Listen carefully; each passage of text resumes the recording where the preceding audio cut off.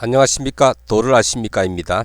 오늘은 돌의 내부를 볼 수 있는 현미경, 평광현미경을 소개합니다.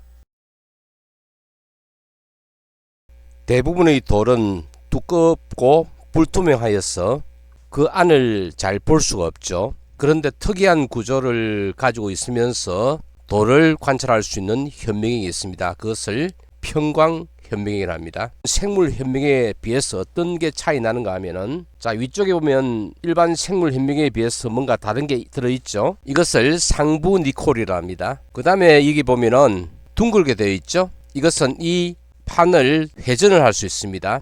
회전을 하면서 변하는 것을 볼 수 있다는 것이죠. 그리고 여기 밑에도 보면 일반 생물 현미경에 비해서는 조금 더 구조가 복잡합니다. 이것을 하부 니콜이라 합니다. 그 구조를 좀 더 살펴보면요, 아래에서 빛이 올라오면은 처음에 하부 니콜을 거쳐 가지고 빛이 평광이 됩니다. 이 빛이 평광이 되기 때문에 그래서 평광현미경이라고 하죠. 그리고 박편이라고 하는 우리가 관찰하고자 하는 돌 조각을 그 위에 올립니다. 그 판 위에 동그란 판 있죠. 물체를 올리는 판이니까 그것을 재물대라 합니다. 박편을 통과하면서 또 박편에 있는 광물체를 통과하면서 또 빛이 방향을 바꿀 수도 있겠죠. 그렇게 해서 올라온 것을 바로 보는 경우가 있고, 그 다음에 그 위에 상부 니콜을 해가지고 그 상부 니콜에서 한 번 더 평광판을 넣어가지고 한 번 더 평광을 시키는 그 빛을 보는 경우도 있습니다. 그러면 암석의 박편을 어떻게 만드는지 좀 알아볼까요? 밑에는 슬라이드 글라스고 위에는 칩이라고 하는 암석 조각입니다. 처음에는 두께를 한 0.5cm 정도 이렇게 잘라 가지고 한쪽 면을 아주 매끈하게 연마합니다. 일단 그렇게 연마가 된 면을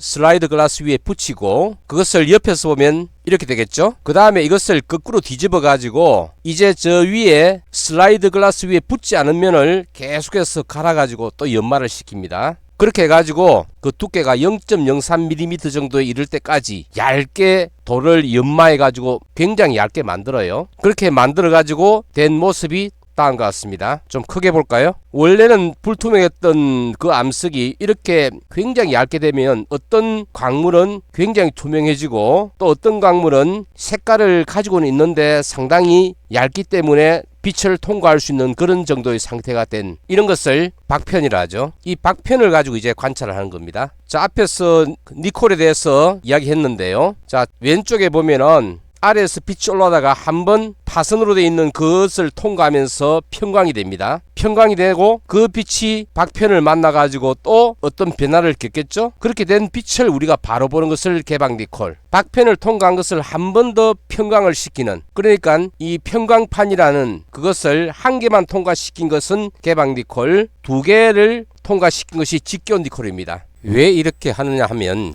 광물마다 개방니콜에서의 색깔이나 현상, 그리고 직교니콜 상태에서의 색깔과 현상이 다르기 때문입니다. 그것을 면밀히 관찰하면은 어떤 광물인지 이것들을 확인할 수 있습니다. 자, 개방니콜과 직교니콜을 같은 암석 박편을 가지고 본 모습입니다. 왼쪽에 오픈 니콜 되어 있는 것이 개방 니콜인데 여러가지 광물들이 있긴 있다고는 생각되는데 아직까지 무채색이죠. 거의 색이 들어있지 않습니다. 물론 오픈 니콜 상태에서도 바로 광물을 동정할 수 있기도 하지만은 이것을 직교 니콜을 시키면은 굉장히 다양한 색깔이 나타나요.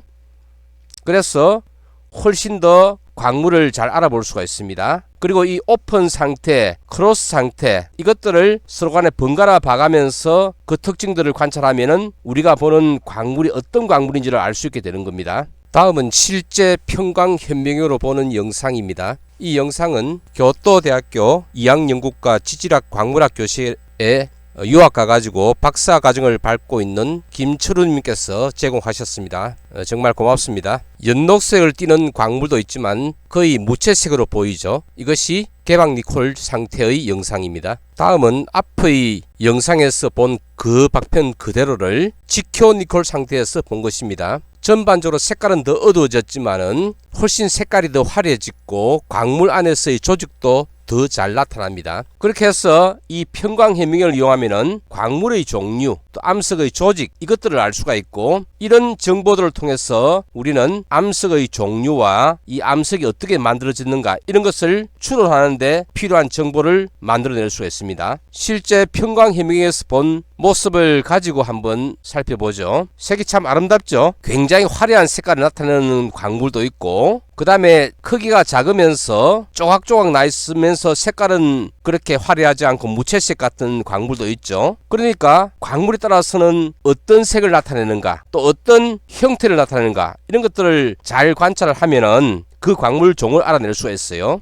이번 영상에서는 광물 종이 무엇인가를 알아내는 그런 것은 하지 않겠습니다. 다음에 따로 기회를 만들어서 영상 만들어 드리겠습니다. 현무암을 보면 이렇습니다. 맨눈으로는 광물 악영이가 전혀 보이지 않지만 이렇게 확대해 본 현미경 이미지로는 그 기질 부위에도 매우 많은 광물 조각들이 막 있죠. 현무암 같은 경우는 실제로 암석 표본을 눈으로 봐가지고는 그 안에 어떤 광물이 들었는지 전혀 알 수가 없는데, 이렇게 현미경을 통해서 확대해 보면은 알 수가 있습니다. 자, 여기는 여러 가지 색을 가진 것들이 막 얽히고 있는데, 여기 나오는 흰색에서부터 검은색으로 나오는 광물들이 사실은 모두 석영입니다. 거의 석영이 95% 이상으로 구성된 암석을 규암이라 그러는데, 이 암석도 규암입니다. 대리암과 규암을 맨눈으로는 확인이 잘 안 될 때가 많아요. 그런데 이렇게 편광현미경을 보면 확실히 구분이 되죠.